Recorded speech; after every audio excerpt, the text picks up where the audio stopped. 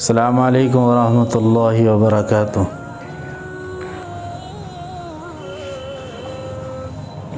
उम्मीद है कि सभी हज़रात देखने वाले हमारी वीडियो को खैरियत से होंगे और ये भी मुझे उम्मीद है कि इंशाअल्लाह ताला आप सभी हज़रात आने वाली हमारी वीडियो का इंतज़ार भी करते होंगे। और जैसे कि रमज़ान मुबारक का बाबरकत महीना चल रहा है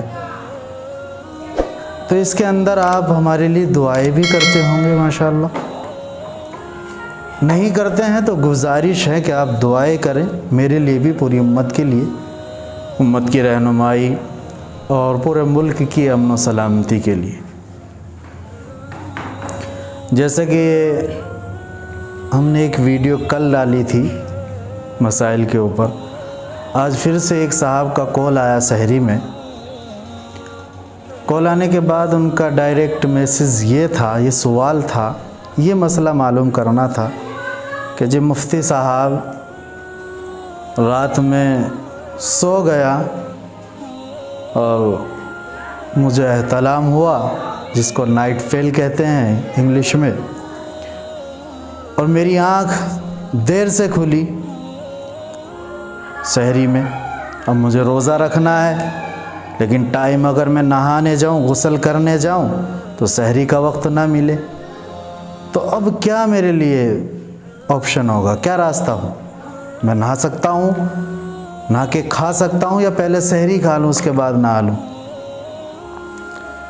तो हाँ, उन सभी लोगों के जहन में जिनके ये मसला है कि बग़ैर नहाए, बग़ैर पाक हुए अगर नाइट फेल हो जाए या भाई आपको एहतलाम हो जाए और आपको इतना वक्त ना हो कि नहाकर सहरी खा लें, तो बेहतर ये है कि पहले आप सहरी खा लें, फिर उसके बाद नहा लें, गुस्ल कर लें, पाक हो जाएं।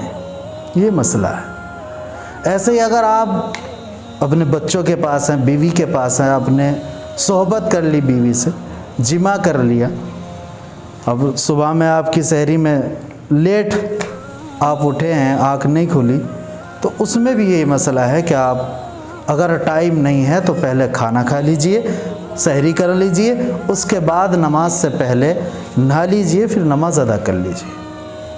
अफजल तो यही है कि आप पहले गुस्ल करें, पहले आप पाक हो जाएं, पहले आप नहा लें, उसके बाद सहरी खाएं, उसके बाद नमाज अदा करें।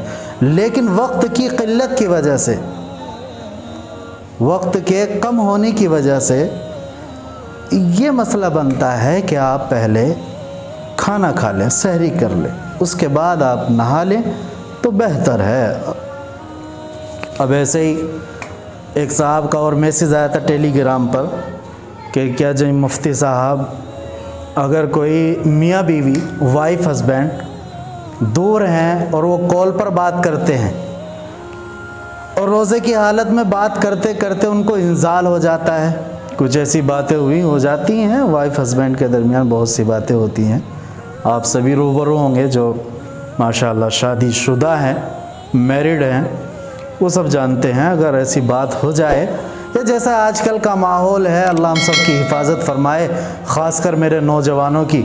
आजकल के जो नौजवान हैं वो बड़े ही नाजुक रास्ते पर चल रहे हैं, लड़कियों से बात करते हैं, शर्म नहीं आती। पहले तो यही कहूँगा कि रमज़ान में भी उनको शर्म नहीं है, और अगर कर लेते हैं और करते करते उनको भी इंजाल हो जाता है। अगर बग़ैर छुए आज़ाए तनासुल को फ़ोन पर बात करते करते इंजाल हो जाए तो रोज़ा फासिद नहीं होगा। लेकिन अगर थोड़ा सा भी हाथ आपने लगा दिया बात करते करते, जो भी आपके बीच बात होती है, और इंजाल हो जाए, नहाने की ज़रूरत पड़ जाए, तो रोज़ा फासिद हो जाएगा और आपको उसकी क़ज़ा करनी भी लाजिम होगी, यानी उसके बदले एक रोज़ा आपको रखना ज़रूरी होगा। अब ऐसे ही अगर आप हैंड प्रैक्टिस यानी कि मास्टरबेशन कर लेते हैं, जिसको उर्दू में मुश्ते ज़नी कहा जाता है, उर्दू में मुश्ते ज़नी اور انگلش میں ماسٹربیشن کہا جاتا ہے۔ اگر آپ مشت زنی کر لیتے ہیں ہاتھ سے خود بخود، یعنی کہ ہاتھ سے انزال کرنا، تو اس میں آپ روزہ ٹوٹ جاتا ہے، اور کفارہ تو لازم نہیں ہوتا اس میں، لیکن قضا لازم ضروری ہوتی ہے، قضا کرنا آپ کو ضروری ہو جاتا ہے۔ اگر روزے کی حالت میں آپ نے خود بخود انزال کر لیا جان کر، یعنی کہ مشت زنی کر لی، ماسٹربیشن کر لیا، تو آپ کا روزہ ٹوٹ جائے گا، فاسد ہو جائے گا، اور آپ کو ایک روزہ رکھنا ضروری ہوگا۔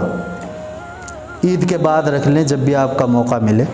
ہاں اس میں البتہ کفارہ لازم نہیں ہوگا۔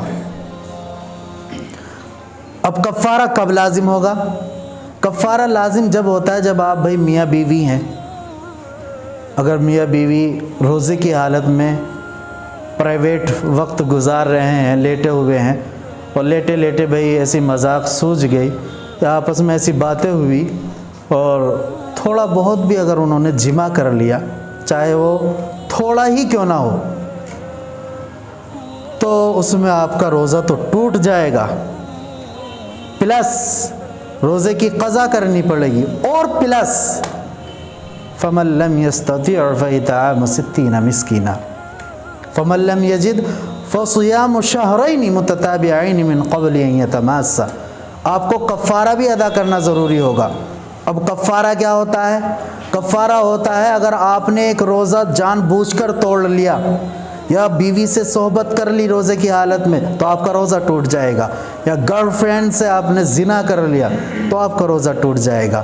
اب روزہ ٹوٹے گا، اس کی قضا بھی ضروری ہوگی، اس کو کفارہ بھی ادا کرنا ضروری ہوگا۔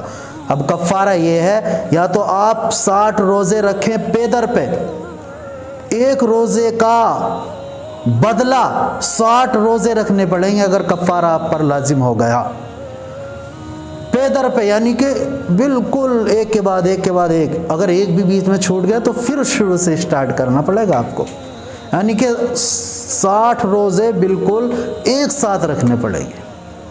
ہاں، یا پھر آپ اگر یہ حیثیت آپ کی نہیں ہے، اتنی استطاعت نہیں ہے، اتنی ہمت نہیں ہے، تو آپ 60 مسکینوں کو 2 وقت کا کھانا کھلا دیں تو آپ کا کفارہ ادا ہو جائے گا، لیکن اس میں قضا پھر بھی کرنی پڑے گی، کفارہ ادا ہو جائے گا۔ اور میرے محترم بزرگوں، دوستو، ایسی حرکتوں سے باز آ جاؤ، یہ سب چیزیں نہ کرو، بلکہ میں تو یہی کہوں گا کہ ایک روزے کا ثواب اگر آپ جان لینا تو قسم خدا کی روزہ توڑنا تو بہت دور کی بات، آپ چھوڑنے پر بھی مجبور ہو جائیں گے، چھوڑ نہیں سکتے آپ پھر روزہ۔